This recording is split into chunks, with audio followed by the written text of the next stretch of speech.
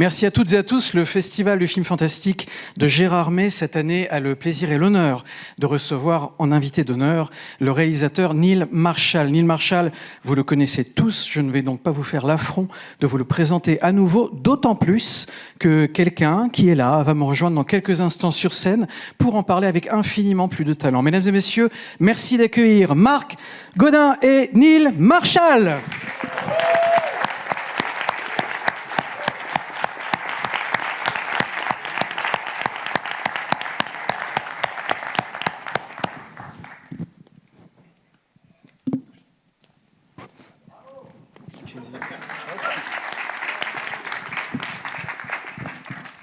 Bonjour, bonjour les amis. On va passer 1h30 avec Neil, le seul metteur en scène qui a, je pense, tous ses films tatoués sur ses bras. C'est vrai. All but one. Sorry. All but one. I have.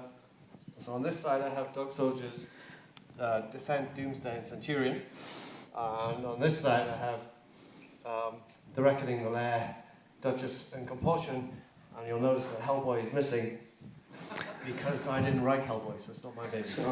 Donc en fait, j'ai tous les films, effectivement, tous les films que j'ai réalisés et écrits sont sur mes bras, tous sauf un. Vous avez vu donc les différents titres. Et celui qui n'est pas tatoué sur mes bras, c'est Dog Soldiers. C'est Hellboy, tout simplement parce que celui-là, je ne l'ai pas écrit. Et sur son avant-bras, après j'arrête avec les tatouages, mais sur son avant-bras, il y a une réplique des Aventuriers de l'Arche perdue, et vous voyez qu'il a un beau t-shirt Steven Spielberg. It's not the years, it's the mileage. It's not the years, it's the mileage. Ce ne sont pas les années, c'est le nombre de kilomètres. Neil est né à Newcastle et il est issu d'une famille, alors j'ai parlé avec lui tout à l'heure, ça je ne savais pas, de gens qui ont servi dans l'armée et d'artistes. Et à l'arrivée, ça donne un grand metteur en scène qui a travaillé sur l'armée, naturellement, c'est un des thèmes de ses films, et puis qui est naturellement un artiste aussi. Yeah, absolutely. I grew up listening to stories from my dad. My grandfather, who fought in the Battle of the Somme, passed away before I was born, so I never actually got to meet him.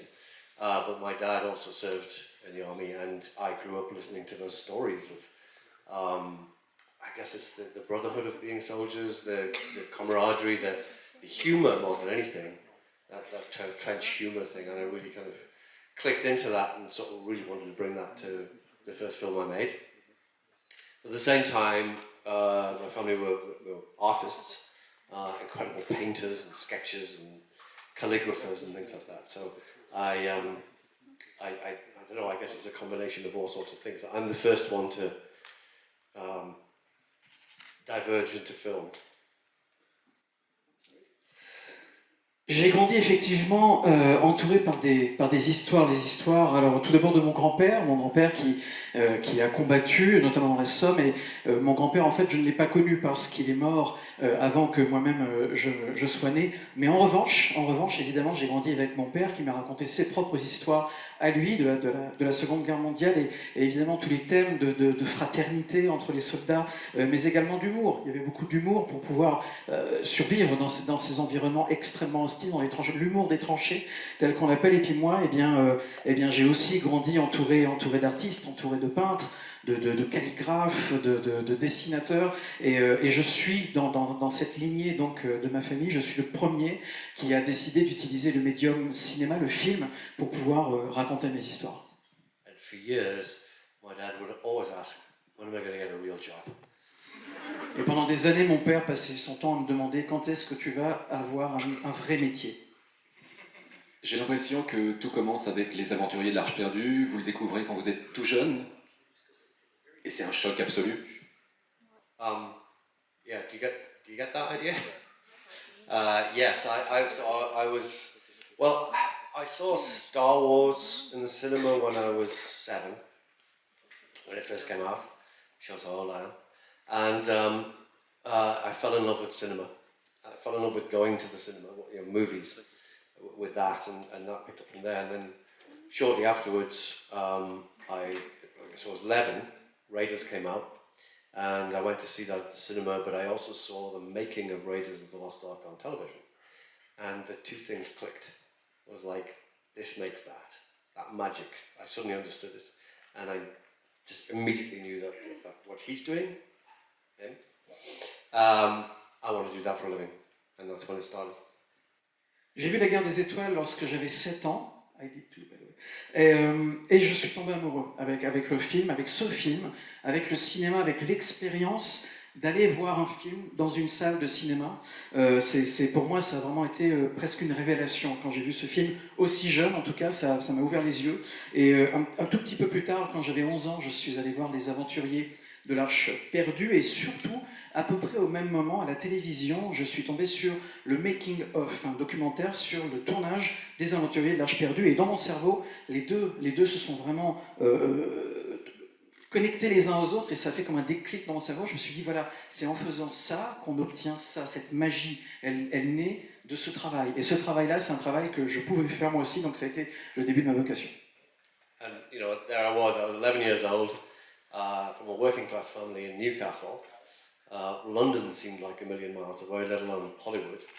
It seemed like an impossible dream, and yet I started making 8mm films with my best friend, and the journey started when I was 11 and kind of continued from there to film school. I had a career in editing while I was writing, and finally, almost 20 years later, got to make my first feature. Et donc, quand j'avais 11 ans, moi, je venais d'une famille d'ouvriers. J'étais à Newcastle. Et Newcastle, en fait, déjà quand j'étais donc à Newcastle, je me rendais compte que même la ville de Londres me paraissait tellement loin, tellement inaccessible. Et alors Hollywood, bon, on n'en parle même pas. C'était vraiment un rêve et rien d'autre. Et puis, bah là, j'ai commencé quand même. Voilà, j'ai une caméra Super 8. J'ai commencé à faire les premiers films en Super 8 et à apprendre le montage, à apprendre l'écriture, les plans. Et puis petit à petit, voilà, c'est comme ça que je suis allé. C'était mon école de cinéma. Et puis 20 ans plus tard, j'ai réalisé mon premier long métrage. Donc voilà comment tout a commencé. And it was a case of just single-mindedness, just absolute stubborn determination of like, this is what I have to do, and I don't know how I'm going to do it, but this is what I have to do. And it never even occurred to me that I wouldn't someday do it somehow, and that's like what I had to do. Et en fait, tout ça, je pense que c'est parti du fait que j'étais extrêmement obsédé par cette idée, obsédé jusqu'à l'extrême. Je ne me posais vraiment pas la question de savoir comment est-ce que je pourrais atteindre ce but. Pour moi, le plus important, c'était que j'allais atteindre ce but, que je n'allais pas faire autre chose dans ma vie, que c'était ça que je voulais faire. Et puis voilà, je n'ai jamais dévié de ce chemin, même si parfois ça a été difficile. Vos premiers pas professionnels dans le business, c'est le montage, je crois. Vous parlez un petit peu du montage. Pourquoi vous avez fait du montage? Comment vous en êtes sorti après? Et est-ce que le montage, ça a été quelque chose très important pour la suite quand vous êtes devenu metteur en scène? Je pense que vous avez aussi monté vos films. So when I was at film school, well, I guess I started editing with the 8mm films that I was making, but when I was at film school, I had to, when I made my graduation film, which was a 20-minute zombie movie, I wrote it, directed it, produced it, did the special effects, built miniatures, did storyboards, did everything, including editing. I edited it myself, and I fell in love with editing then. Quand j'étais à l'école de cinéma, enfin en fait ça commençait déjà avec les premiers films en Super 8 dont je parlais tout à l'heure, mais quand j'étais à l'école de cinéma, c'est là que j'ai vraiment tout appris entre guillemets sur le tas. C'est-à-dire que j'ai fait un film de fin d'études, qui était un film de zombies, qui durait 20 minutes, et ce film-là, en fait, j'ai vraiment, nous dit-il, tout fait. C'est-à-dire j'ai fait le tournage, l'écriture, le plan, le cadrage, le son, la prise de son, enfin tous les effets spéciaux, et aussi, et surtout, le montage. Et vraiment ça pour moi, ça a été la meilleure école possible, de mettre directement les mains dans le cambouis. And off the back of that, the first offer, when I graduated film school, the first offer of some work that I got was from a local film company in Newcastle asking if I would edit something for them. And that was it. I began editing and managed to get paid for it, which was a miracle. But I was doing everything. I was editing corporate videos and news items and the most boring stuff in the world. But it was an incredible education to be a director. And I think, and I know a lot of other great directors have done it. I think all directors should learn editing. They really should. It's vital to understand the craft. Lorsque j'ai eu mon diplôme, en fait, je suis allé voir une firme locale qui faisait des films à Newcastle, donc, et voilà, ils m'ont demandé ils m'ont proposé un boulot de monteur. Donc j'ai été embauché pour faire du montage, j'étais payé pour faire du montage, ce qui est assez un petit miracle en soi. Alors évidemment, j'ai monté, me dit-il, des films très très chiants à regarder, par exemple des vidéos pour des entreprises, des films pour des entreprises, des petits segments d'actualité, donc c'était pas extraordinairement intéressant, mais par contre pour apprendre le montage et apprendre le rythme et apprendre à couper au moment où il faut couper, ça c'était une école absolument formidable, et nous dit-il, je pense réellement qu'il y a beaucoup de réalisateurs qui devraient passer par ce genre d'expérience pour pouvoir vraiment apprendre à construire le rythme d'un film. C'est vraiment une des meilleures écoles pour faire des films. But I also knew it was just a means to an end. It was, I was still wanting to be a director. So at the same time as editing, I was writing scripts. I started writing feature scripts when I was 15. They were all terrible, but that's how you learn. And also trying to do direct short films and things like that along the way until I could do my first feature. Mais évidemment, quand j'étais en train de faire ce travail, je savais bien que ce n'était qu'un moyen d'atteindre un but qui était au-delà pour moi, donc faire des films. Donc j'avais toujours ça en tête, je savais que c'était temporaire. Et j'écrivais des scénarios, j'ai écrit d'ailleurs, me dit-il, le scénario de mon premier long-métrage, je crois que j'avais 15 ans, c'était vraiment mauvais, mais bon, je vais commencer comme ça. Et puis j'ai fait des films courts, des courts-métrages, et effectivement, j'avais toujours ce but en tête, je savais que ça ne durerait pas. Vous étiez un amateur de films d'horreur, de films de genre, vous aimez Alien, vous aimez The Thing de Carpenter, et donc votre premier film, votre première réalisation, c'est un film d'horreur naturellement, c'est Dog Soldier, donc une histoire de deux soldats, si vous ne l'avez pas vu, qui affrontent des loups-garous. Voilà. Yeah, I kind of had a list of things that I wanted in my first film, and it was like I wanted to do soldiers, I wanted to do horror. I always preferred werewolves to zombies and vampires, and I wanted to do a siege movie. Somehow I wanted to kind of keep it low budget, but everybody said it was way too ambitious for a first feature anyway. And so I kind of put everything into it. I said this the other day that I think when you get to make your first feature, you do tend to put like everything you can think of into it, because you never know if you're ever going to get to make another one. So you do that first time out, for sure.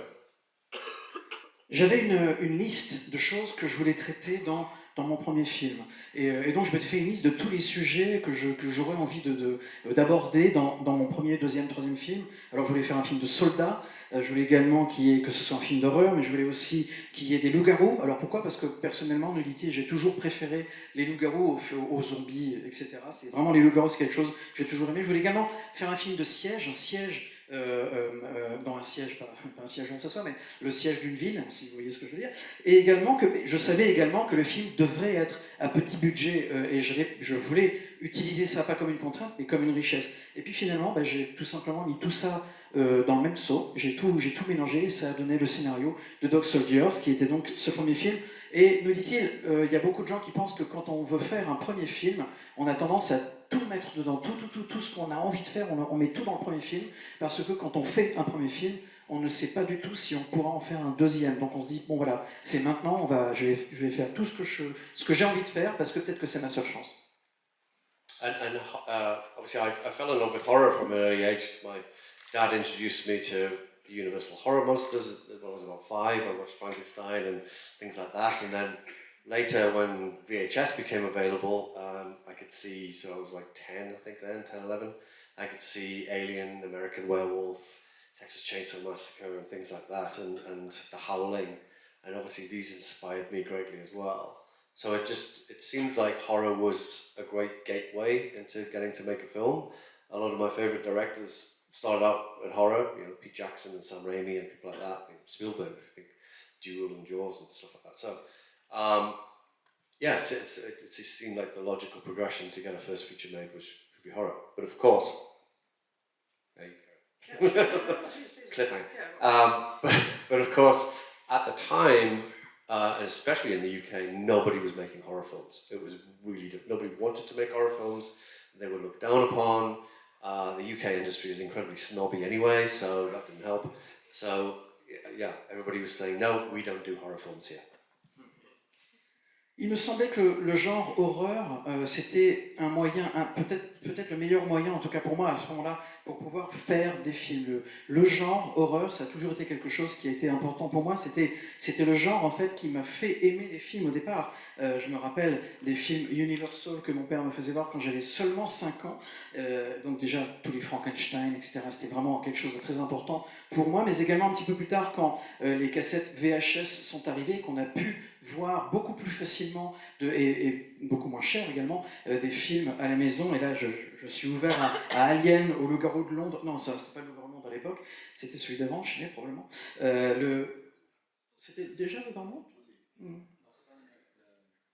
American Werewolf in Paris, oui, American Werewolf in Paris, ou Le Massacre à la tronçonneuse, tous ces films-là qui, encore une fois, m'ont vraiment donné envie de faire des films, de continuer. Et puis après, évidemment, je suis tombé amoureux du travail de Sam Raimi, de Peter Jackson, de Steven Spielberg, Jackson et Spielberg qui ont commencé avec également des éléments horrifiques dans leurs films. Mais il faut savoir qu'à l'époque, au Royaume-Uni, il y avait une espèce de snobisme ambiant qui faisait qu'au Royaume-Uni, les gens disaient non, non, nous on fait pas de films d'horreur, on n'est pas comme ça, on est au-delà de ça. Et il y avait un snobisme qui aurait pu me brimer, mais ça n'a pas été le cas. J'ai toujours eu cette vocation en moi, et cette envie, cet enthousiasme pour le genre horreur.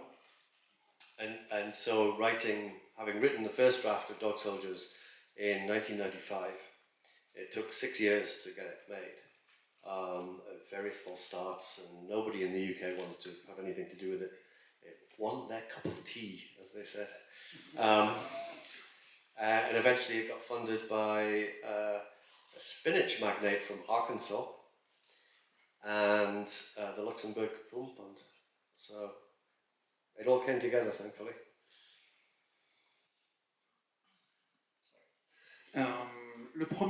La première version du scénario donc, de mon premier film, Dog Soldiers, était terminée en 1995, mais il m'a fallu 6 ans pour pouvoir en faire une réalité, pour pouvoir en faire un film, parce que donc, comme il nous disait tout à l'heure, en Angleterre, personne ne voulait donner de l'argent pour faire un film d'horreur, c'était pas assez bien. Comme il disait à l'époque, c'était pas leur tasse de thé, et donc voilà, il voulait pas. Et finalement, il a trouvé de l'argent bien plus loin, puisqu'il y avait notamment une compagnie d'épinards de l'Arkansas qui a donné de l'argent, également un fonds au Luxembourg, donc vous voyez un petit peu d'argent à droite, un petit peu d'argent à gauche. Quand je dis à droite à gauche, il est vraiment très loin, et c'est comme ça qu'il a pu réunir les fonds pour pouvoir faire son film. So, yeah, this guy, David E. Allen, his family had made their fortune in canned spinach, but he had a passion for horror films. He loved horror films and he wanted to make horror films, and particularly werewolf movies. And he stumbled upon the script and a bit of artwork that I had at the American Film Market and came on board as the financier. I mean, it's an absolute miracle, and what a guy. Oui, on parlait tout à l'heure d'un producteur d'épinards, c'était pas une blague, hein, je ne me suis pas trompé en traduisant. C'était un homme qui s'appelle David D. Allen qui avait fait fortune avec les boîtes, les conserves d'épinards, et avec cette fortune, eh bien lui, ce qu'il avait envie, son rêve, c'était de faire des films, de produire des films, et notamment des films avec des loups-garous. Donc forcément, ces deux-là étaient faits pour se rencontrer, et ils sont allés à l'American Film Market, donc le marché du cinéma américain qui se tient à Los Angeles chaque année, et c'est comme ça que, grâce à son aide, il a pu trouver tout le reste du financement, et que voilà, tout à coup, il a eu assez d'argent pour faire le film. J'ai revu la semaine dernière, j'ai revu le film, et je trouve que les effets spéciaux, les loups-garous, fonctionnent toujours, notamment parce que au niveau du montage, vous les faites voir le moins possible. Et quand vous les faites voir, ils sont super bien éclairés, ils sont très très beaux, ils ressemblent à ceux de Rob Bottin naturellement, mais c'est toujours je sais pas, ça fait plus de 20 ans, 25 ans, ça marche toujours. Est-ce que c'est le montage, encore une fois? It's definitely the editing. I mean, they were good, but they wouldn't have held up if I'd stayed on them too long. So keeping it glimpses was just enough. I designed the werewolves to be very elegant. The original concepts were like very elegant looking, very lithe, and I cast these dancers to be in the suits on the basis that they would be very kind of move and glide in a different kind of way to what I'd seen. They weren't going to be like lumbering things. But of course, when you take a dancer and you put them on stilts and then you make them completely blind, all that goes out the window. And it was not graceful at all. Ils étaient bons, ils étaient bien, mais ils n'étaient pas si bien que ça. Et c'est la raison pour laquelle moi j'ai décidé, nous dit-il, au moment du montage, de finalement laisser la caméra sur les loups-garous le moins de temps possible. Alors, nous dit-il, c'est lui, c'est moi, on va dire c'est moi qui les ai designés, et j'ai essayé d'en faire des loups-garous les plus élégants possibles. Et comme ils étaient, enfin je trouve, nous dit-il, élégants, très élégants visuellement, je voulais également qu'ils bougent de la manière la plus élégante possible, et c'est la raison pour laquelle, quand j'ai fait le casting pour trouver les comédiens qui allaient jouer à l'intérieur de ces costumes de loup-garou, j'ai décidé de caster des danseurs, des danseuses. Pourquoi? Parce qu'ils et elles avaient une manière de bouger qui était très, très, très belle, très élégante. Oui, sauf que une fois qu'ils étaient dans le costume harnaché, très lourd, et qu'ils ne voyaient plus rien du tout, et ben, l'élégance est un petit peu partie dans un coin, faire un petit somme, et finalement le résultat n'avait pas beaucoup ça ne ressemblait pas exactement à ce que je voulais faire, mais ça a marché. I also designed them so that they were over 7 foot tall, but the set was like 6.5 foot tall, something like that. So I designed them so that they wouldn't fit into the set properly. So that when they came inside the house, they had to kind of stoop over. But this helped me enormously because then they could hold onto the walls and stop falling over all the time. And then they finally looked elegant. Et puis en fait, ce qui s'est passé, j'ai eu de la chance, enfin c'est pas de la chance, c'est du travail, c'est que les comédiens, les comédiennes, toutes les personnes qui étaient dans les costumes de loup-garou étaient très grands, mesuraient plus d'1,90 m, vraiment très grands, et quand ils mettaient le costume de loup-garou, ils étaient impressionnants, mais le décor, et ça c'est encore une fois, c'est quelque chose que je voulais, me dit-il, le décor, lui par contre, il était beaucoup moins haut, et ce qui fait qu'en fait, quand les personnages habillés en loup-garou rentraient dans le décor, ils étaient obligés de se contorsionner, de se baisser et de se tenir au mur, et la manière qu'ils avaient avec leurs pattes de loup de se tenir sur les murs, c'était très cinématographique, c'était vraiment super intéressant, et ça c'est quelque chose que j'ai voulu, et ça marche à l'écran.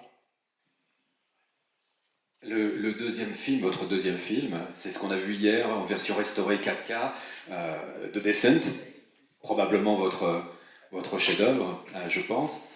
On peut parler un petit peu de ce film-là. C'est encore un film que vous avez écrit et réalisé. C'était quoi cette idée? Travailler sur une des peurs les plus communes, la claustrophobie?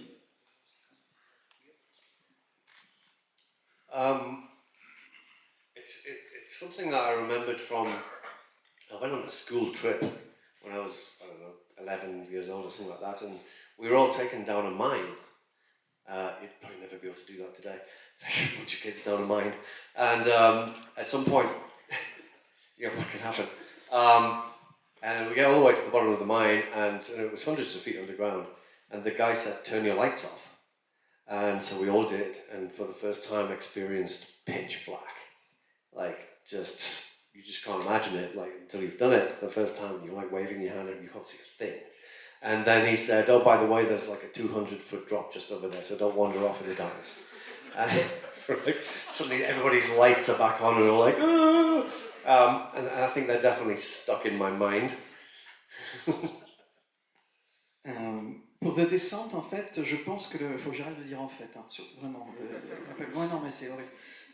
Ce qui s'est passé, c'est qu'il y a eu un voyage scolaire quand j'avais à peu près 11 ans qui a été organisé, et les professeurs, les enseignants à ce voyage scolaire ont décidé de nous emmener, d'emmener tous les enfants, donc de 10-11 ans, dans une mine, à l'intérieur d'une mine. Alors, comme il nous dit, je pense que ce genre de choses aujourd'hui passerait beaucoup plus mal, parce qu'emmener des enfants dans une mine, qu'est-ce qui va bien pouvoir se passer?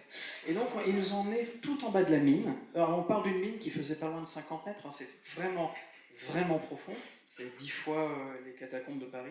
Et une fois qu'on est arrivé tout en bas, bon, donc déjà c'était un peu impressionnant pour nous, notre enseignant, l'accompagnateur qui était avec nous, nous a dit, maintenant, on va tous éteindre les lumières. Et on a tous éteint les lumières, et il nous dit, tout à coup, je me suis retrouvé pour la première fois dans cette expérience, et c'était noir, mais noir, vraiment noir, c'est-à-dire passer la main devant nos yeux, il n'y a absolument rien.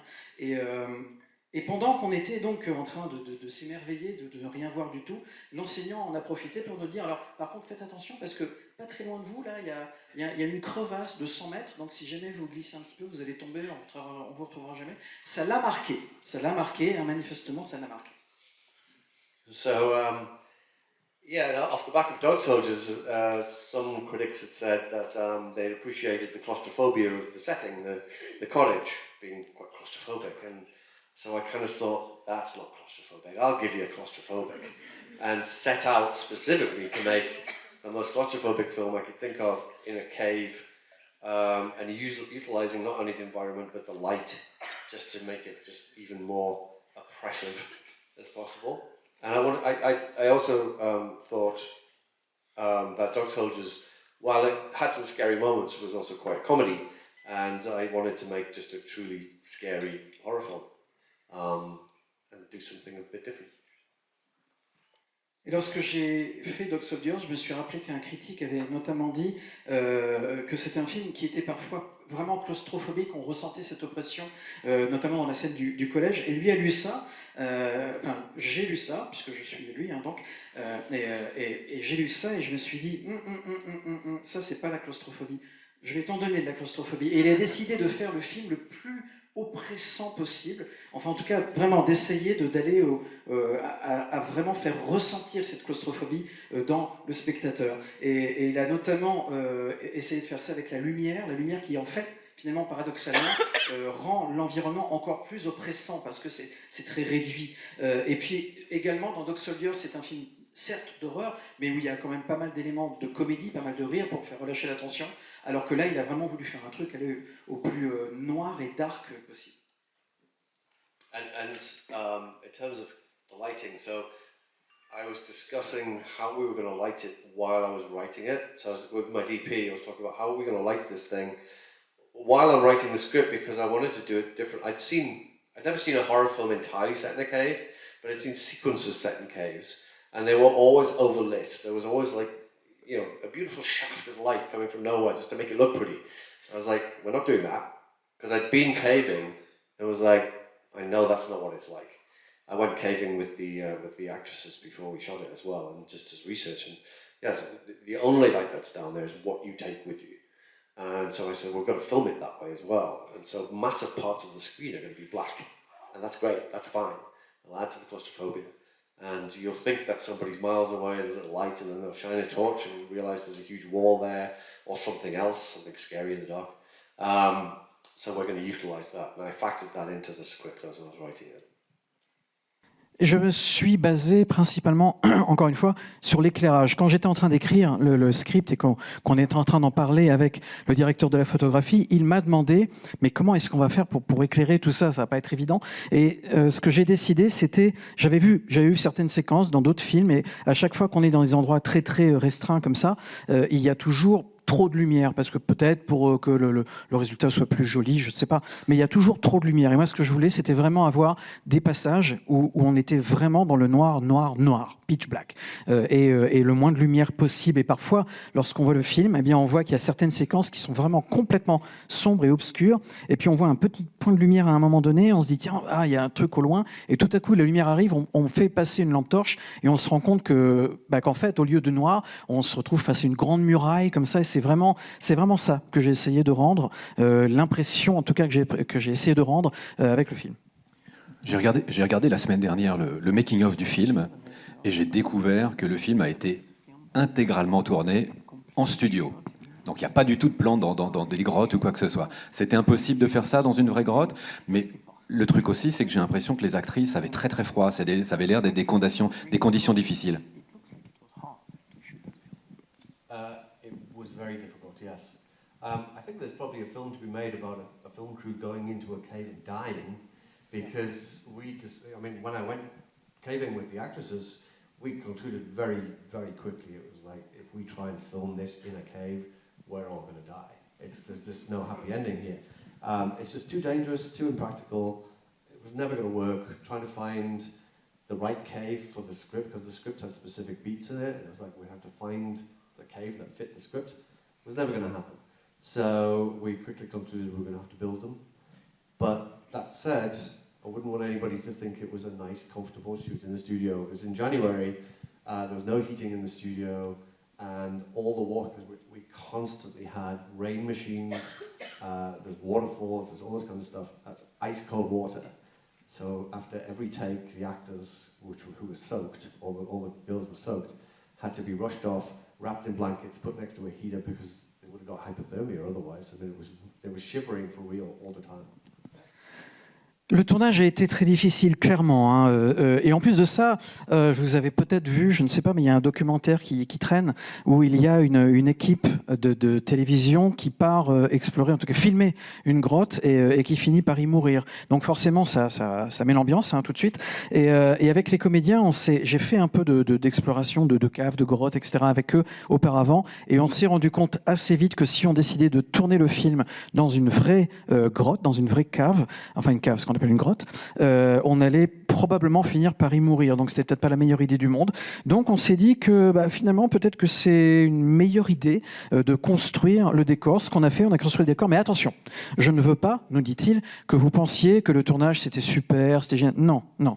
Parce qu'on a construit un décor, mais c'était quand même dur. Il faisait froid, c'était en janvier, il n'y avait aucun confort, et il y avait des torrents de flotte qui suintaient ou qui venaient comme ça direct. Et l'eau qui venait était à chaque fois glacée, vraiment glaciale, c'était pas un trucage. Et donc, entre chaque plan qui était tourné, les acteurs, les comédiens, les comédiennes, on était obligés de les emmener très très vite dans une petite caravane avec des couvertures chauffantes à côté d'un radiateur pour pas qu'ils chopent une pneumonie ou qu'ils se retrouvent en hypothermie. Donc, ça n'a pas été un tournage de tout repos.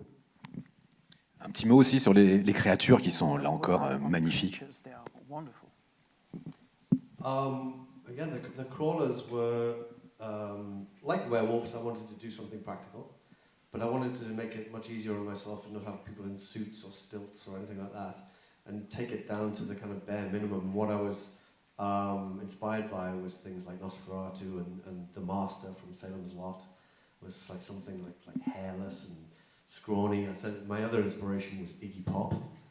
Now, I wanted them to look like Iggy Pop, who's like skinny but muscular, and give them this spider-like movement. And yeah, the notion was that they were humans they were the cavemen who stayed in the cave, you know, and evolved underground and became these kind of feral creatures living down there, and blind, and they became, they had like sonar like bats do.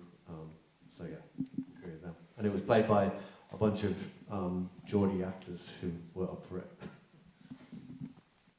Oui, alors les créatures, ce qu'il appelle donc, ce que j'appelle les crawlers, donc les rampeurs, on va dire.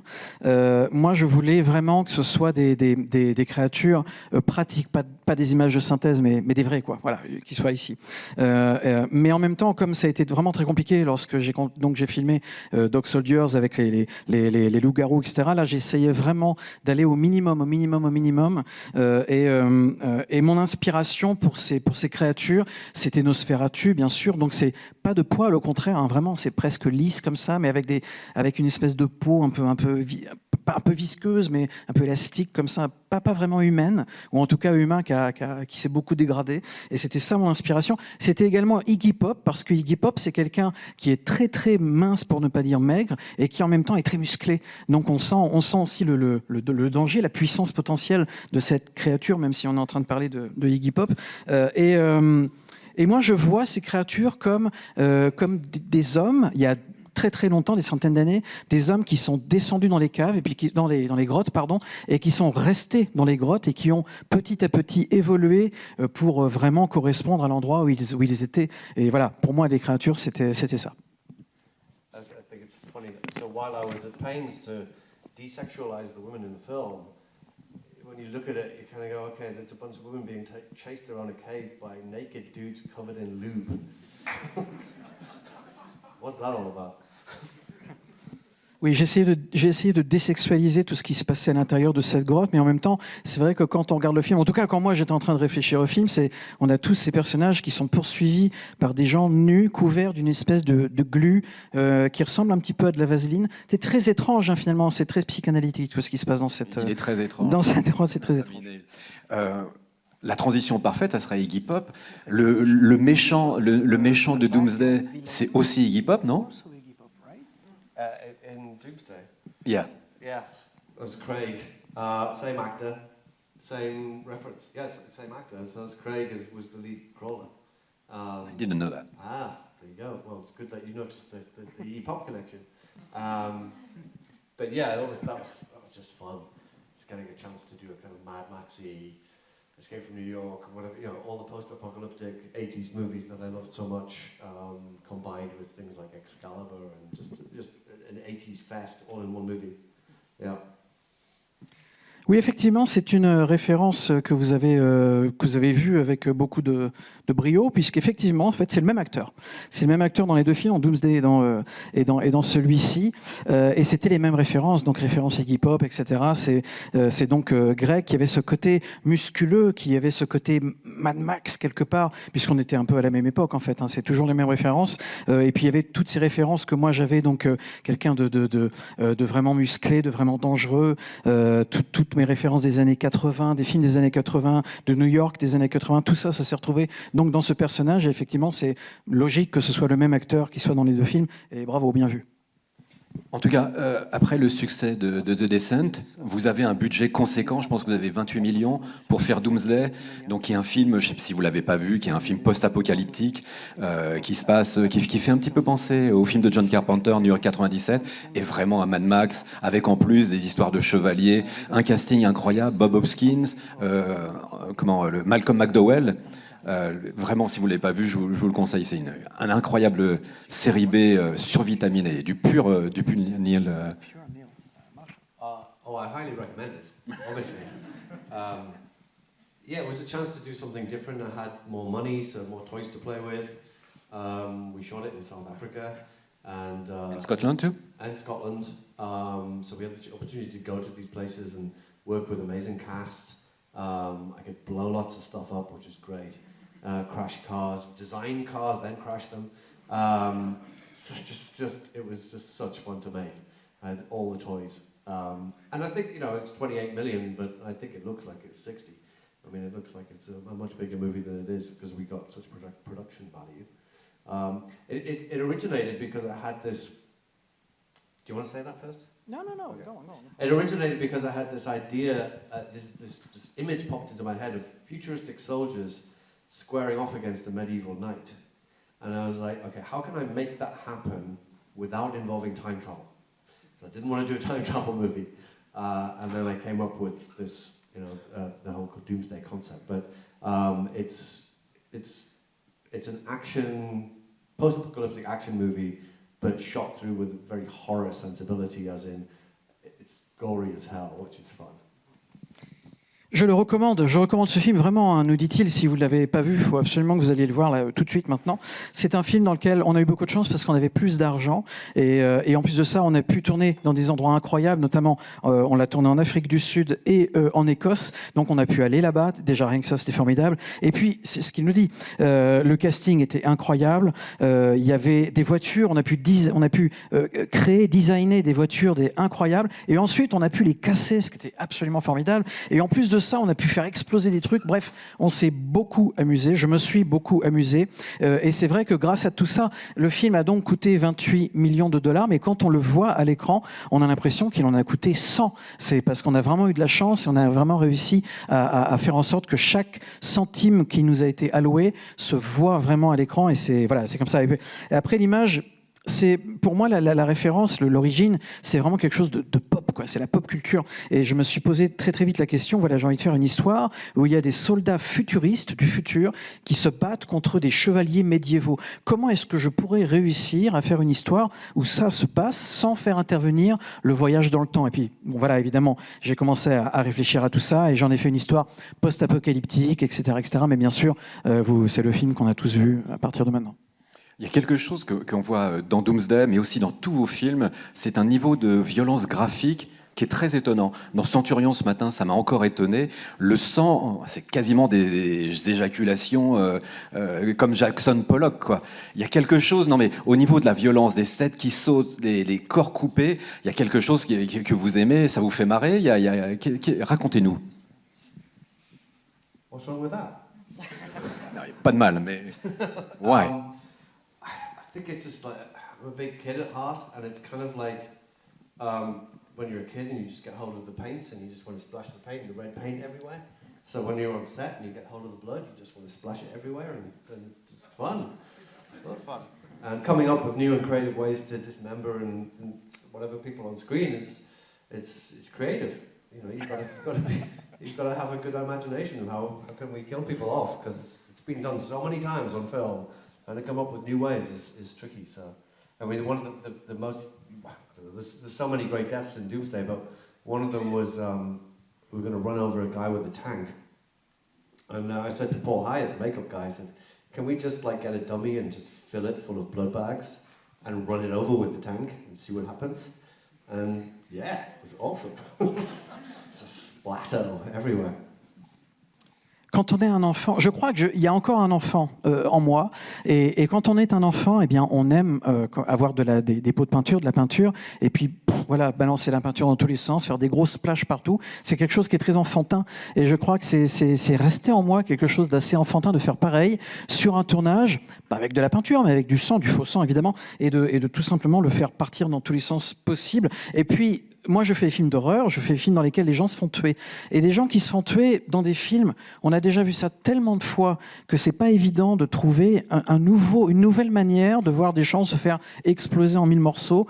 Et ça, quelque part, pour moi, c'est aussi mon instinct créatif, nous dit-il. C'est voir comment est-ce que je peux être le plus créatif possible en faisant exploser des corps. Et voilà. Et par exemple, il y a une séquence dans Doomsday dans laquelle il y a un type qui se fait rouler dessus avec un tank. Normal. Et j'en ai parlé donc à mon responsable des effets spéciaux. Je lui ai dit, si on prend un mannequin, qu'on le remplit d'hectolitres de faux sang et qu'on fait tout simplement passer un tank dessus, à ton avis? Et lui il m'a dit, ouais, cool, ouais, génial, on va faire ça. Et c'est ce qu'on a fait. Voilà, c'est ludique, c'est drôle, ça permet de faire sortir beaucoup de choses. Et voilà, c'est comme ça que je conçois ça.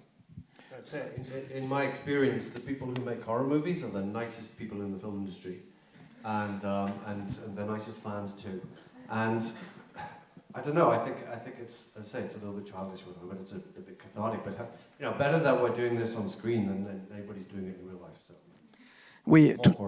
Tout ça, c'est cathartique. Hein. C'est évident que l'horreur que l'on fait et que l'on voit dans les films, c'est évidemment mieux que l'horreur que l'on voit aux infos. Et il y a quelque chose que beaucoup de gens disent, mais que Neil nous dit lui-même encore une fois, c'est que les gens qui font des films d'horreur, c'est bien souvent les personnes dans le business qui sont les plus gentilles, les plus sympathiques, les plus douces. Et les fans les plus sympathiques, c'est également des fans de films d'horreur, bien souvent. Donc voilà, pour moi, c'est ça, c'est un catharsis permanent. En tant que fan, vous allez pouvoir... je pose une dernière question, après je vous passe la parole, comme ça vous pourrez poser les questions que vous voulez. Le film suivant, c'est Centurion, qu'on a revu ce matin. Pareil, c'est un pur film de Neil, avec plein de changements de ton. On parlait tout à l'heure, j'ai l'impression que le début, c'est un western. Il y a une course-poursuite, on pense à Butch Cassidy, c'est ce que vous me disiez tout à l'heure. Et puis des grosses batailles comme dans Gladiator. Vous aimez bien ces mélanges, comme dans Doomsday et d'autres. C'est un petit peu typique de votre cinéma. Absolutely. I think, again, it's kind of bringing horror movie sensibilities to a different genre. From the UK, we don't get to do many kind of big outdoors adventure-y kind of things because there's not that much outdoors. You know, there's not much wilderness in the UK, so it's quite tricky. So you have to go back in time for that. But the main inspirations for that story was, one, I'd heard about the legend of the Ninth Legion, which is this Roman legion which supposedly marched up into Scotland and disappeared without a trace. And I just thought that's a great book for a story. A big fan of westerns, and so I wanted to do something about that story, combine it with kind of some western ideas, definitely Butch Cassidy and Sundance Kid, and then throw in the Warriors, which in itself was inspired by Xenophon, sort of ancient Greek history. So, but those references were like, okay, how can I do a Roman movie about these soldiers behind the lines and running for their lives, and then make it again gory as hell. J'ai toujours été intéressé par faire intervenir la sensibilité des films d'horreur dans des genres différents. Il faut savoir, par exemple, qu'au Royaume-Uni, quand on a envie de faire des films qui se passent à l'extérieur, avec des grands extérieurs grandioses, etc., c'est pas possible, parce qu'au Royaume-Uni, il n'y a pas vraiment de grands extérieurs grandioses. En tout cas, c'est pas le genre de décor qui vous donne envie de faire ce genre de film. Mais moi, j'avais envie... Il y avait 3 choses que je voulais faire.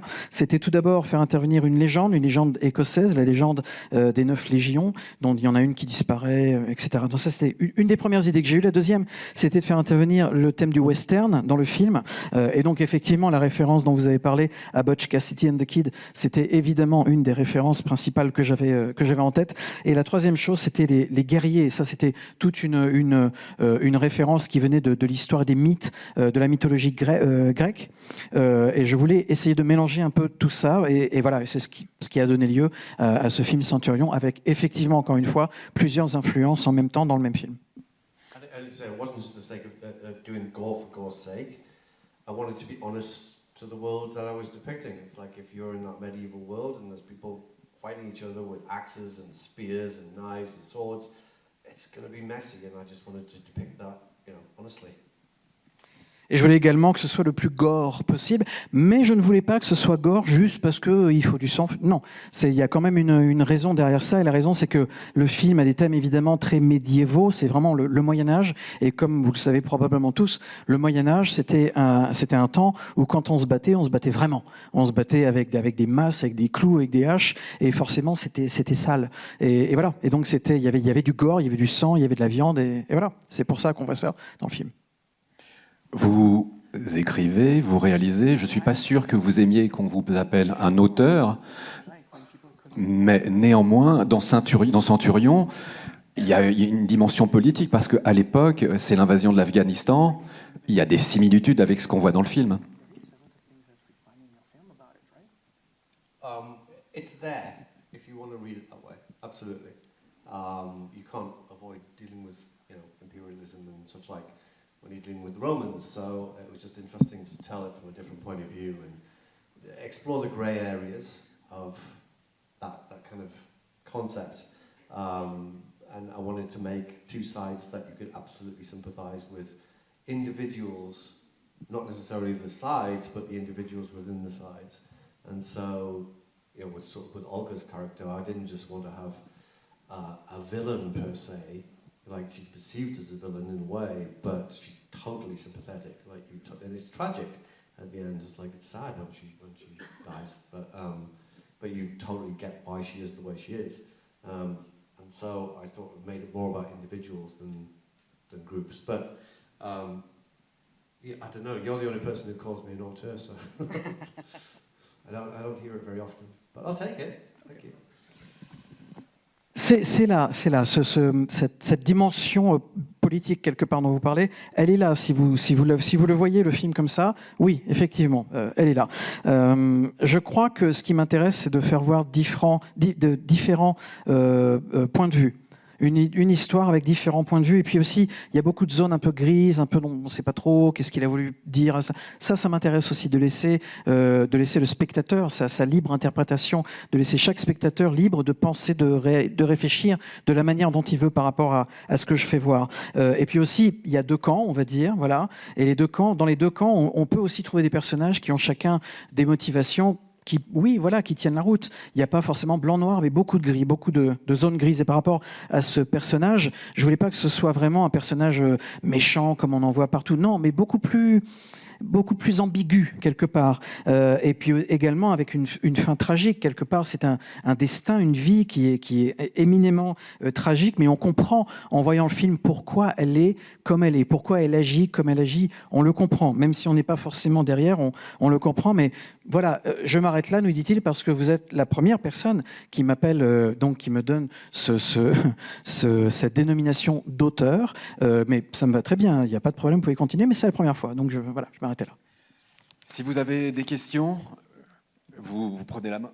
Il y a un micro, donc voilà. C'est à vous. Oui, bonsoir, bonjour. Justement, je voulais faire un petit parallèle avec Centurion et The Descent. Et, parce que du coup, j'ai revu Centurion la semaine dernière. Et je trouve que c'est l'antithèse de The Descent. En fait, dans The Descent, on a dans un endroit clos, fermé, 5 ou 6 filles qui se font traquer par un monstre qui ne crie pas. Et on a l'extrême opposé avec un 5 ou 6 mecs qui se retrouvent dans un extérieur immense, pourchassés par une créature beaucoup plus jolie, mais qui ne parle pas non plus.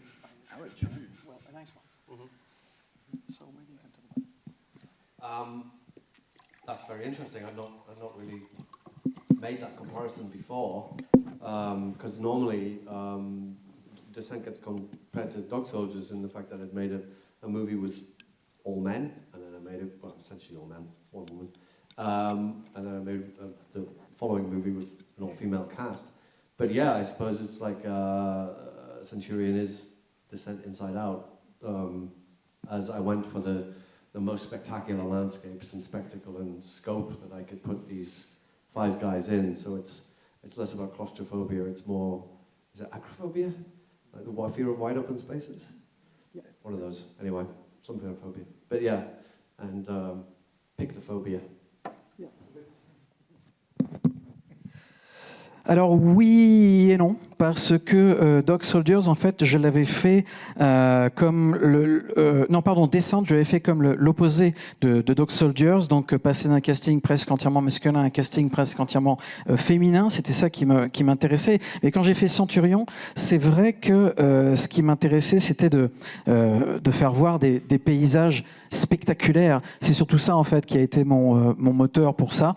Et autant sur les films dont on a parlé précédemment, c'était des films, et peut-être que la différence est là, c'était des films qui étaient très claustrophobes, très oppressants. Et là, tout à coup, c'est au contraire la peur, non pas d'endroits confinés, mais d'endroits le plus large possible. Donc, quelque part, passer de la claustrophobie à l'agoraphobie. Et c'était surtout ça qui était mon point de départ.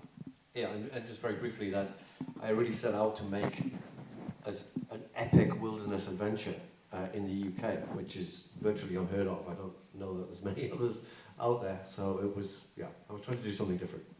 Et puis mon but, c'était également de faire une aventure, un film vraiment épique, un grand spectacle extérieur, donc en Angleterre, ce qui n'avait pratiquement jamais été fait avant dans ce pays. Donc voilà, c'était également une de mes sources d'enthousiasme pour faire ce film. Oui, moi je veux revenir, parce que je suis resté bloqué sur les épinards là. En fait, mais c'est par rapport au processus créatif. Évidemment, c'est incongru, mais quand on veut faire un film, et quand on est un cinéaste, un artiste, un dessinateur ou quoi que ce soit, c'est souvent les rencontres qui vont conditionner la suite. Et là, comment d'Angleterre, on se retrouve à bosser avec un mec qui est en Arkansas et qui fait des épinards?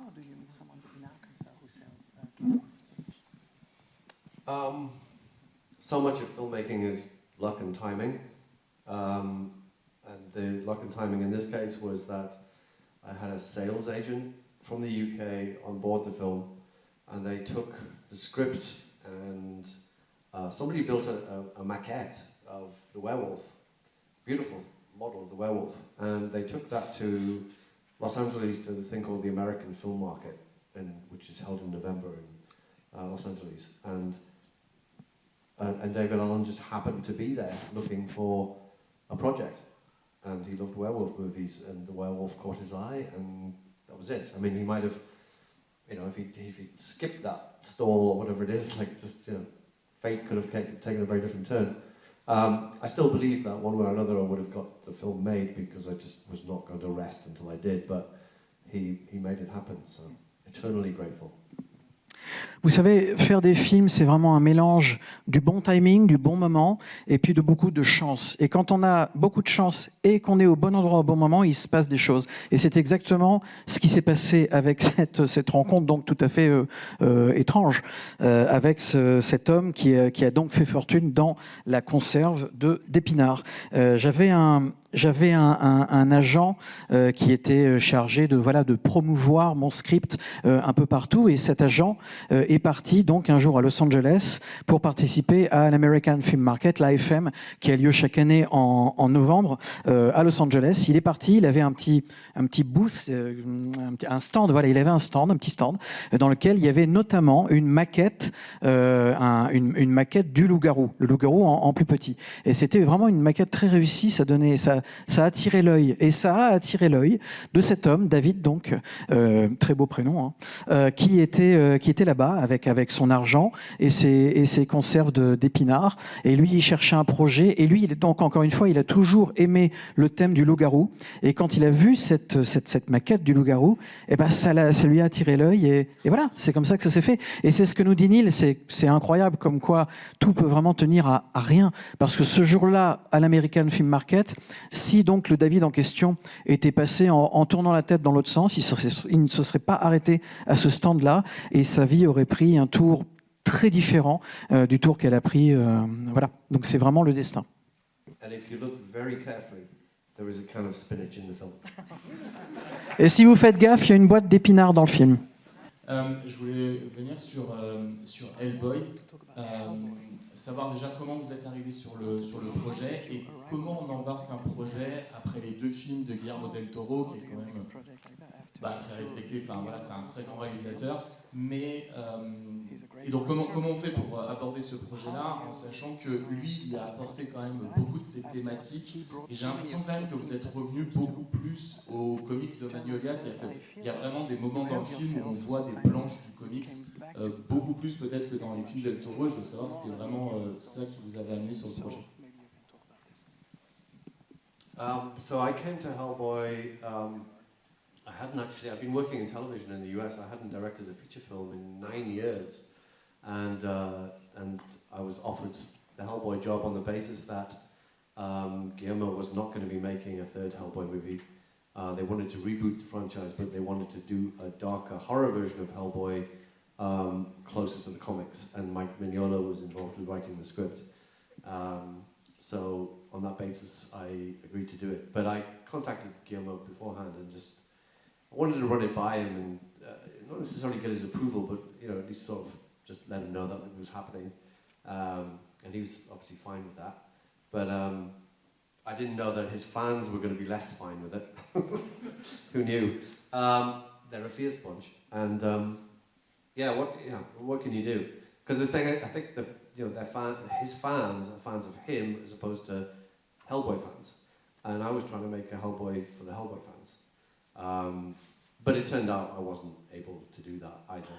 So for various reasons, the main one being that I had 2 producers that were at war with each other. One controlled the money, one controlled the rights, and they hated each other's guts, and they couldn't do anything without the other one. And I was just stuck in the middle of this battle going on constantly, and it affected the movie, it affected everything about it, and ultimately as well, the script just wasn't very good. You do what you can as a director, but I have been quoted as saying this before: you can't polish a turd.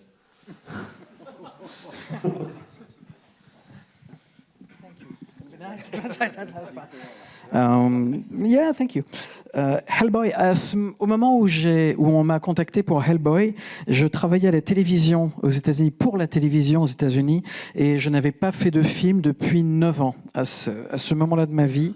Et j'avais envie de refaire un film. Et là, on a proposé à Guillermo del Toro de faire un 3e volet de Hellboy, et il n'avait pas envie de le faire. Donc, les détenteurs des droits ont eu envie de faire un reboot de Hellboy et de partir dans une direction un peu différente, une direction plus noire, plus dark et plus proche des bandes dessinées de Mike Mignola. Mike Mignola lui-même était OK avec ça, il était investi dans l'élaboration du film. Donc tout ça, ça m'a intéressé, j'ai voulu le faire. J'ai contacté Guillermo del Toro, je lui ai demandé, j'ai pas cherché à ce qu'il approuve, à ce qu'il donne son blanc-seing pour qu'on puisse faire le film, mais voilà, je voulais lui en parler, et voilà, je lui en ai parlé, il était au courant, et tout s'est bien passé, il n'y avait pas de problème. Pour lui, il n'y avait pas de problème. Par contre, pour les fans de Guillermo del Toro, et il a beaucoup de fans, pour eux, manifestement, il y avait un problème. Mais voilà, c'est comme ça. Qu'est-ce que vous pouvez faire? Moi, j'ai fait le film de la meilleure manière possible, mais voilà, les fans n'étaient pas derrière, ça les intéressait manifestement pas du tout. Et puis moi, j'ai pensé que j'arriverais à faire un film pas pour les fans de Guillermo del Toro, mais pour les fans du comics, pour les fans du travail de Mike Mignola. Et je pense que je n'ai pas réussi à faire ça non plus, malheureusement. Et en plus de ça, j'ai eu un gros problème avec les producteurs du film. J'avais 2 producteurs, un producteur qui était particulièrement, qui s'occupait spécifiquement des droits, et un autre producteur qui s'occupait spécifiquement de l'argent. Et ces 2 producteurs-là se détestaient l'un l'autre. Ils s'invectivaient en permanence. Et moi, j'étais au milieu. Donc bon, c'était pas une ambiance de tournage et des moyens de tournage les plus agréables possibles. Et quand on essaie de faire quelque chose de créatif, c'est vraiment pas l'idéal.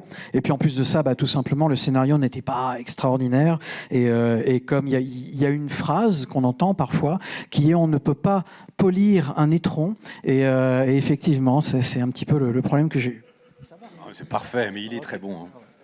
What I would say though is that over the years, more and more people do come and say how much they like my version, that it does have a fan base, which I actually think includes Guillermo, because I'm sure he secretly loves the fact that everybody loves his films and everybody shits on mine.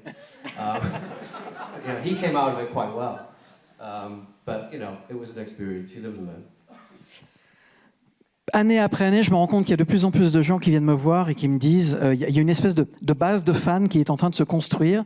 Peut-être pas, le film n'est peut-être pas en train de devenir culte, mais il y a vraiment de plus en plus de gens qui viennent me voir en me disant « Ah, j'aime vraiment votre version de Hellboy, j'aime vraiment votre film ». Donc ça, c'est quelque chose qui se passe et qui est agréable. Et puis, je crois que Guillermo del Toro aime bien aussi le fait que les fans aiment tellement peu son film à lui que du coup, ils aiment encore plus les deux films de Guillermo del Toro. Donc je pense que secrètement, il est content que ce film existe. Bonjour. J'avais une question sur dans le choix des acteurs et des actrices. Est-ce que ça vous arrive quand vous écrivez d'avoir déjà des idées d'actrices ou d'acteurs?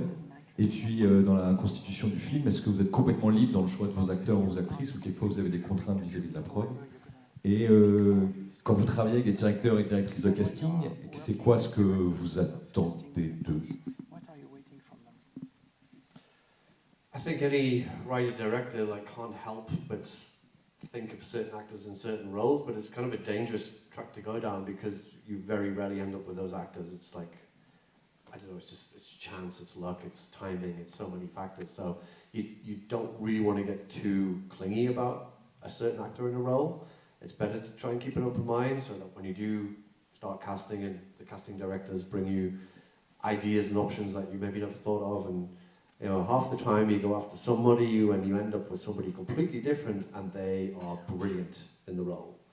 I mean, a good example of this was the first actor to be cast as the lead in Dog Soldiers, the Cooper character in Dog Soldiers, was Jason Statham. He'd just done Lock, Stock and Two Smoking Barrels, and I thought, this guy's going to be a movie star, so let's get him in the film. And he said, yeah, I want to be in your movie. We didn't have the money, and a year later we still didn't have the money, and he got offered Ghosts of Mars with John Carpenter. And you know, who was I to say? I was like, go and do a John Carpenter film, please, do it. Don't be silly. So he did, and then off he went to Hollywood, and you know, look where he is now. And instead I got Kevin McKidd, and Kevin is fantastic in the film, and I'm so glad we did, you know. And another one was the character of Spoon in Dog Soldiers was originally offered it to Simon Pegg. As again, I was like, that guy's going to be a movie star, so I should be a casting director. I really should. What am I going to do? But he had promised Edgar that Shaun of the Dead would be his first feature, and so he thanked me kindly, but said no thanks. And then I got Darren Morford, who is Spoon. I mean, I cannot think of anybody better for that role. So, you know, casting is a funny old business, and you know, again, so much luck, but good people, you know. And like, I got Olga for Attain, which seemed quite unlikely. I never would have thought of that when I was writing it, but she's so good in it, so good. Quand on écrit une histoire, quand on pense au film qu'on va faire, on ne peut pas s'empêcher, quelque part, de penser à un acteur, à une actrice pour tel ou tel rôle. C'est naturel, c'est humain, et ça vient avec le métier. Donc on ne peut pas s'en empêcher. Mais j'essaye, nous dit-il, d'aller le moins possible dans cette direction, parce que c'est une direction qui est un petit peu dangereuse, tout simplement parce qu'en fait, parce que l'industrie du film étant ce qu'elle est, on se retrouve très très très rarement avec les comédiens et les comédiennes auxquels on a pensé. Donc c'est un peu dangereux de faire ça. Il faut garder un esprit le plus ouvert possible. Voilà, tout simplement. Il faut pouvoir s'adapter s'adapter, il faut pouvoir écouter également les idées qui nous sont apportées par les directeurs de casting, parce que parfois donc le comédien, la comédienne avec lesquels on se retrouve au moment du tournage sont donc complètement différents, mais sont brillants et on se retrouve même à penser que finalement ça devait être eux et pas personne d'autre. Et ça m'est arrivé tellement de fois. Je vais vous donner quelques exemples. Dans Dog Soldiers, le personnage de Cooper, au départ, je l'avais proposé à Jason Statham. Et Jason Statham, à cette époque-là, il venait juste de tourner Lock, Stock and Smoking Barrels, and Two Smoking Barrels, et c'était un de ses premiers films. Et donc voilà, il était au début de sa carrière. Et lui, il voulait faire le film. Il a dit, ouais, je vais faire le film. Mais on n'avait pas l'argent pour le payer. Et un an plus tard, on n'avait toujours pas l'argent pour le payer. Et puis, il s'est vu proposer un rôle dans Ghost of Mars de John Carpenter. Et il a dit, je vais faire le film, quoi. Et lui a dit, mais bien sûr, vas-y, fais le film, il n'y a pas de problème. Et puis après, sa carrière a explosé. Il est devenu la superstar que l'on connaît tous aujourd'hui. Mais lui Neil nous dit que quand je l'ai vu la première fois qu'il est venu vers moi, je me suis dit, oh, lui, ça va devenir une superstar, c'est sûr. Mais ça s'est pas fait pour plein de raisons. Mais en l'occurrence, le comédien qu'il a eu, donc Kevin, a fait un travail incroyable. Et maintenant qu'on voit le film, on se dit, ça peut pas être vraiment quelqu'un d'autre, quoi. C'est lui. Et de la même manière, pour le personnage de Spoon, au départ, il avait pensé à Simon Pegg. Et quand il a vu Simon Pegg à ce moment-là, c'était encore une fois vraiment au tout début de sa carrière, il s'est dit, oh, lui, ça va être une grosse star. Il va devenir quelqu'un de très, très connu. Et puis finalement, ça n'a pas pu être lui, ça n'a pas pu se faire. Donc il se dit, en fait, peut-être qu'il aurait dû lui être directeur de casting, parce que manifestement, il a ça en lui. Et puis, au final, ça a été Darren Moffett qui a fait un travail formidable. Donc c'est vraiment une histoire de chance. Et aujourd'hui, donc pour ceux qui l'ont vu ou revu Ceinturion, Olga Kurilenko, c'est une actrice à laquelle il n'aurait pas pensé de lui-même. Ça ne lui serait pas venu à l'idée pour plein de raisons. Et aujourd'hui, quand il voit le film, il se rend compte à quel point elle est fantastique dans ce rôle-là, qu'elle est vraiment parfaite et que maintenant, évidemment, c'est presque impossible d'imaginer quelqu'un d'autre jouer ce rôle-là. Donc tout ça, c'est très étrange, finalement. Tout le casting de Centurion, Michael Fassbender, Riz Ahmed, c'est incroyable. Yeah, again, lucky. It was one of Fassbender's first things. We had Riz Ahmed, we had Imogen Poots. I mean, incredible cast, incredible. Oui, tout le casting, effectivement, de Centurion, c'est encore une fois vraiment une histoire de chance. Donc, on a eu une chance énorme parce que, même pour Fassbender, vous citez Fassbender, c'était un de ses premiers rôles. Et voilà, et tous les autres qui sont venus sur ce film, voilà, énormément de chance, clairement. Une petite main qui se lève? Oui, j'ai le micro du coup. Pardon. Thank you again. Just to follow up on that question, actually, you really like to put your actors in really physically demanding roles. And I was wondering what makes you trust immediately an actor in a very physically demanding role? I don't know that I necessarily trust them. I'm a sadist, I think that's what it is. I just like to punish actors. No, I love doing physical roles for actors, and certainly some of the ones I've done are very arduous. But the actors that I've worked with have been, up for it. We had a lot of difficulty on Centurion because some actors got hypothermia, some got almost frostbite. One had to be rushed to hospital in shock because of jumping in an ice-cold river. Sounds fun. Yeah. But, they all came back for more. They were all raring to go. So, and yeah, I don't want to get a reputation as being a meanie, but yeah, it was... it brings it to the screen. So my theory was that when you see the actors in Centurion shivering, it's real. And it was real. They didn't have to worry about acting cold. They were freezing their ass off on a mountain somewhere so they could concentrate on their character, and I thought that benefited them. I think they agreed, really. La question portait donc sur le fait que vous utilisez très souvent, vous demandez à vos comédiens, vos comédiennes d'être vraiment actifs physiquement, de faire des choses incroyables. C'est vraiment très sportif, très physique, les rôles que Neil propose à ses acteurs et à ses actrices. Et Neil nous dit qu'il aime les rôles physiques. C'est quelque chose qu'il aime tout simplement, c'est quelque chose qu'il aime. Et effectivement, il travaille avec des comédiens, des comédiennes qui eux-mêmes aiment ça aussi, sinon il n'y a pas d'intérêt. d'intérêt. Si on n'a pas envie, si on n'a pas cet enthousiasme, il n'y a pas d'intérêt. Donc il va voir des comédiens, des comédiennes qui, lorsqu'on leur propose de faire ce genre de choses eux-mêmes devant la caméra, oui, ils sont OK, ils sont d'accord, ils vont y aller. Et voilà. Et ça, donc, il y a ce côté challenge qui est très intéressant et qui est amusant également à utiliser. Mais quand il dit amusant, c'est amusant oui et non, parce qu'ils ont eu beaucoup de difficultés. Par exemple, là, on parle du film Centurion, donc vous avez pu le voir aujourd'hui. Eh bien, dans le film Centurion, il y a des comédiens et des comédiennes qui ont eu de légers soucis, qui se sont retrouvés en état d'hypothermie, qu'on a dû évacuer à l'hôpital. Vous voyez, des petits trucs rigolos comme ça. Et lui, sa théorie, c'est que dans le film, les personnages, ils ont froid, ils ont vraiment froid. Mais les comédiens et les comédiennes n'ont pas eu à se poser la question comment je vais faire pour jouer quelqu'un qui a froid, parce qu'ils étaient vraiment gelés. Et quand on les voit à l'écran en train de trembler, c'est pas un jeu d'acteur, hein, ils sont vraiment sur le chemin de la sortie, quoi. Non, vraiment, c'était très très difficile. Et voilà, pour moi, c'était intéressant. I just want things to feel real and authentic, and if the more the actors can do for real, in the real circumstances, the real locations, the better. Pour moi, ce qui est important, c'est qu'on ait vraiment la sensation en tant que spectateur, quand on regarde un film, que les choses sont vraies, que les choses sont authentiques et pas qu'on sente le trucage, entre guillemets. Donc voilà, quelque part, si les personnages, si les comédiens, les comédiennes sur le tournage expérimentent réellement, pas à 100%, mais enfin quand même, le froid, etc., les difficultés de leur personnage, si on voit ça, si on sent ça, c'est bon. Tout à l'heure, Olga racontait que avant votre film, elle n'était jamais montée à cheval et elle était terrorisée sur le set parce que c'était une guerrière qui chevauchait comme une Amazone. Et ça, vous pouvez en parler un petit peu de ça? Yeah, I mean, she didn't have to jump in a cold river, but she did have to get on a horse, and she hated it. But she was game. She gave it a go. She still didn't quite. She never got fully confident.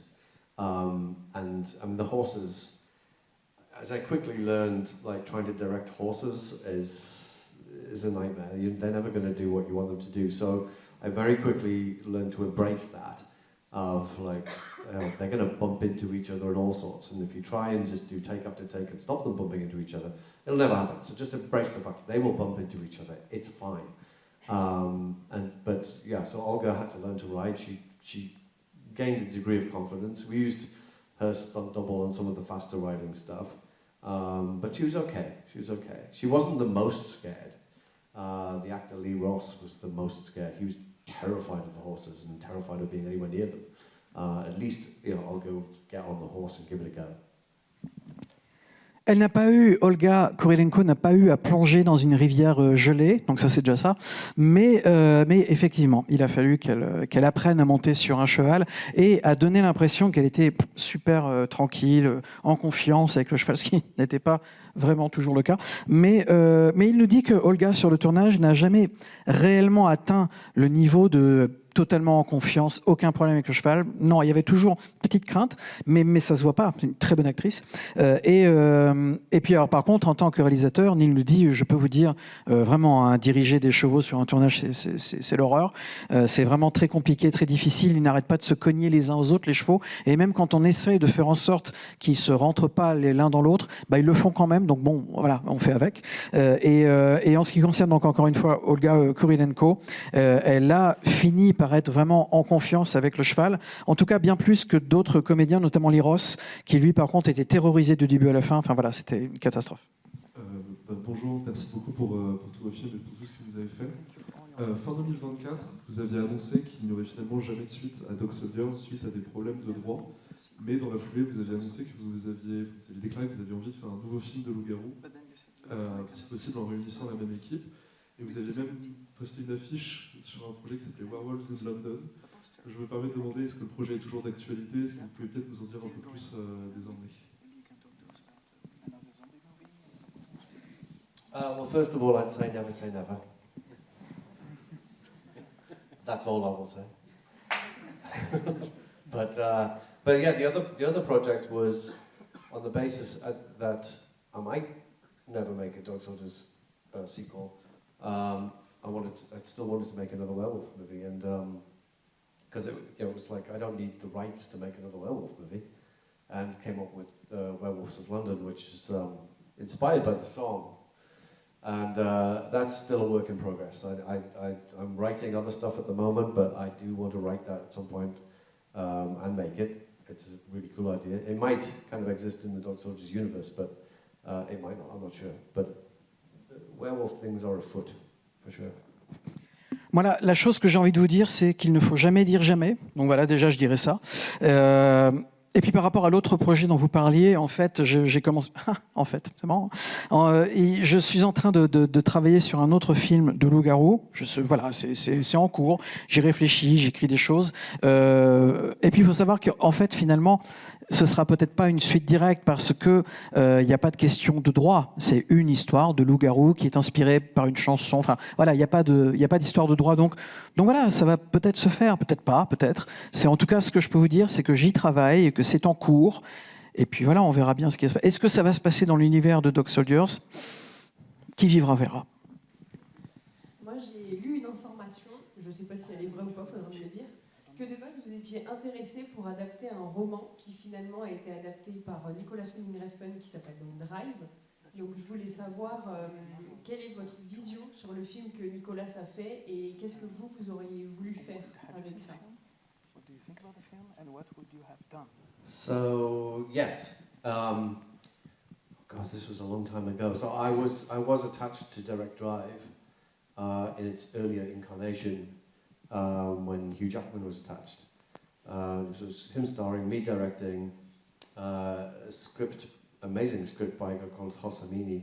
It's a fantastic script there, and my version was going to be more akin to things like Bullet and Point Blank. 60s, early 70s kind of movies, French Connection, things like that. And then at some point, I left the project to direct something else, because this was a long time ago. I don't know if it was like Doomsday time or Centurion time. And Hugh Jackman left the project, and then it disappeared for a while, and then suddenly re-emerged as, you know, the Nicolas Winding Refn version, and then he went more 80s with it. And I don't know what they did with the script, but yeah, so it was a very, very different take on the material. Alors, c'est quelque chose qui date d'il y a un certain temps, il y a même très longtemps, à vrai dire. J'étais effectivement approché pour réaliser le film Drive, qui à cette époque-là devait avoir comme rôle, comme comédien principal pour le rôle, Hugh Jackman. Et il y avait un scénario qui avait été écrit, qui était fantastique, qui était différent du film actuel. Et moi, je voulais emmener ce film dans une direction avec des références comme des films comme Bullet, comme Point Blank, comme French Connection, tous les films du nouvel Hollywood de la fin des années 60 et de la décennie 70. C'était dans cette direction-là que j'ai voulu aller, mais le projet ne s'est pas fait pour plein de raisons différentes. Donc ça a été un petit peu, ça a disparu des radars. Hugh Jackman s'est retiré également du projet. On n'en a pas entendu parler pendant un certain temps. Et puis tout à coup, Nicolas Winding Refn s'est attaché au projet. Et il l'a emmené dans une direction différente, beaucoup plus années 80 avec Ryan Gosling. Et voilà, et ça a donné le film que l'on voit aujourd'hui. Effectivement, si moi, nous dit-il, je l'avais fait, ça aurait été un peu différent. Mais c'est pas le cas. And while I really admire his version, my car chases would have been better. Et même si j'aime beaucoup le film de Nicolas Winding Refn, ma version aurait été bien meilleure. Vous disiez qu'il y avait un certain snobisme par rapport au genre de l'horreur au Royaume-Uni, au moment où vous vouliez faire le début. Est-ce que vous pensez qu'à l'heure actuelle, ce snobisme existe toujours, même s'il est peut-être moindre? Ou est-ce qu'il y a plus de portes ouvertes aux petites productions horrifiques avec des réalisateurs qui ont des idées, des projets, mais pas forcément de renommée ou d'argent? Well, it's certainly changed a bit. You know, horror comes in waves, really. But I mean, I still think that the snobbiness is there, definitely. You know, those in power in the British film industry tend to look down on horror, and it's easier to get horror films made now simply because they're cheaper to do, and you know, you can make one at home if you really want to.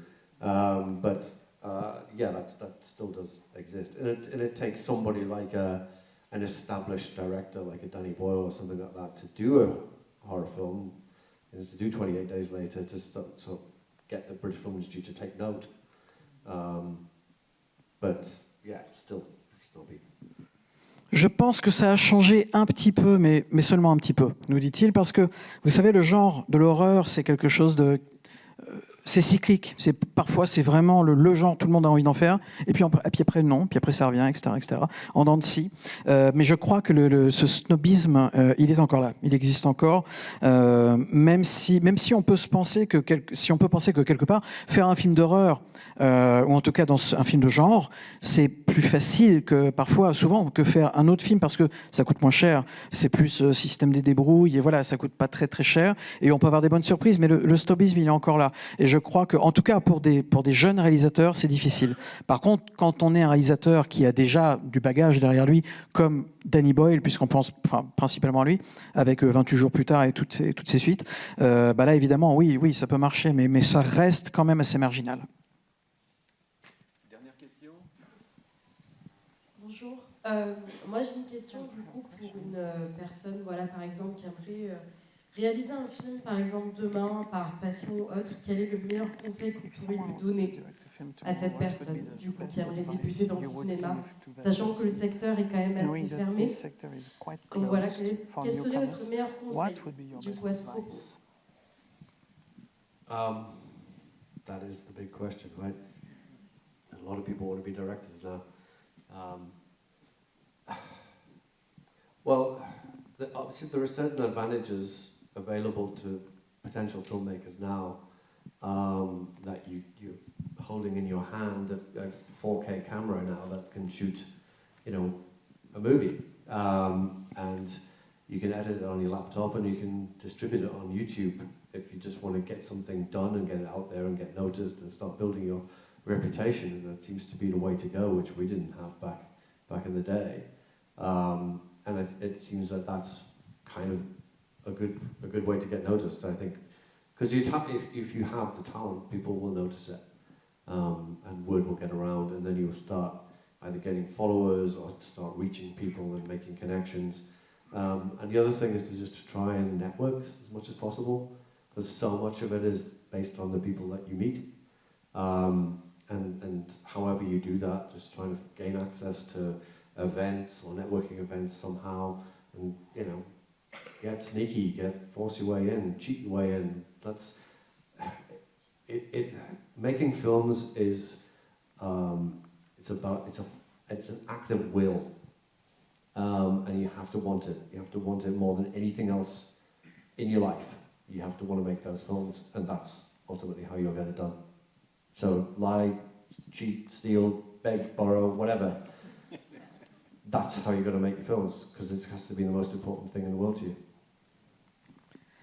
Ça, c'est vraiment la grande question. C'est vrai qu'aujourd'hui, il y a tellement de gens qui ont envie de faire des films. Mais Neil nous dit que, vous savez, les temps ont beaucoup changé entre ma jeunesse et la vôtre.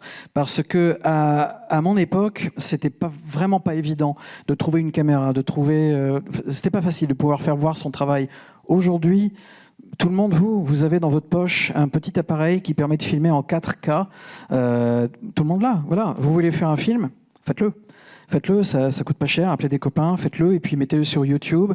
Et il nous dit que quand on a le talent, il parle pas des moyens, mais quand on a le talent, il y a un moment donné, quelqu'un va le voir, quelqu'un va s'en rendre compte et vous allez sortir du lot. Donc si vous avez quelque chose à dire, dites-le, faites-le.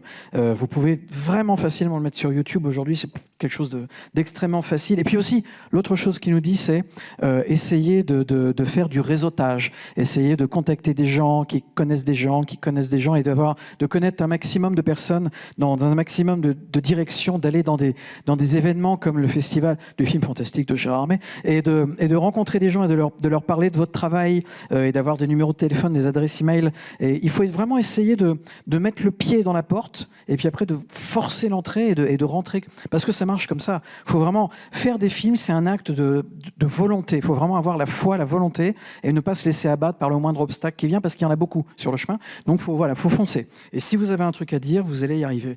Voilà, donc n'hésitez surtout pas à rentrer, à casser un carreau, ouvrir la fenêtre, à passer par là, parce que c'est comme ça que ça marche. If you want a regular life with a regular paycheck and normal hours, don't be a filmmaker. Because you've got to work 24/7 and you know this, you've got to work constantly. You don't have weekends, you're working all the time, but it's worth it. Si vous voulez une vie régulière, une vie normale, avec des horaires, avec un salaire mensuel, ne faites pas de films. Parce que faire des films, c'est pas du tout ça. Faire des films, c'est bateau, hein, mais faire des films, c'est un combat. C'est quelque chose qu'on ne fait pas de 5 à 7. C'est 24 heures sur 24, 7 jours sur 7. C'est difficile, c'est dur, il n'y a pas de vacances, on travaille tout le temps, on y pense tout le temps. C'est dur, l'argent, il est là des fois il n'est pas là. Voilà, c'est ça à faire des films. Mais si vous avez la foi, si vous avez vraiment envie de le faire, bah, vous acceptez ça. And it is worth it, because it is like a drug. And once you're in, you'll get hooked, and you won't be able to stop. Et It's like, I compare it to the circus. People used to run off with the circus. This is the movie making business is a traveling circus, and idiots like me go and run off with the circus. And like a circus, it has a few lion tamers, some trapeze artists, and a whole bunch of clowns. But it's worth it. Et faire des films, c'est donc très difficile, mais est-ce que ça vaut le coup ? Oui, ça vaut vraiment le coup si vous avez ça en vous. Et il y a certaines personnes qui font un parallèle entre faire des films, faire du cinéma, et organiser un cirque ambulant. Organiser, enfin en tout cas, être en charge d'un cirque ambulant, c'est vraiment pas un boulot de tout repos, parce qu'il faut monter le cirque, démonter le cirque, il n'y a pas beaucoup d'argent. Mais dans un cirque, comme dans le cinéma, il y a des numéros, il y a des choses qui se passent, et puis il y a aussi beaucoup de clowns. Mais tout ça, ça vaut le coup. Si c'est vraiment en vous, ça vaut le coup de prendre le harnais, de le poser sur les épaules et de partir dans cette direction, parce qu'encore une fois, au final, vous serez heureux, donc ça vaut le coup. We're going to end now. Yeah. So we've got to say long live cinema and fuck AI. So Longue vie au cinéma et que l'intelligence artificielle aille se faire foutre. Merci beaucoup. Merci. Neil Marshall et Marc Godin, vous pouvez les applaudir.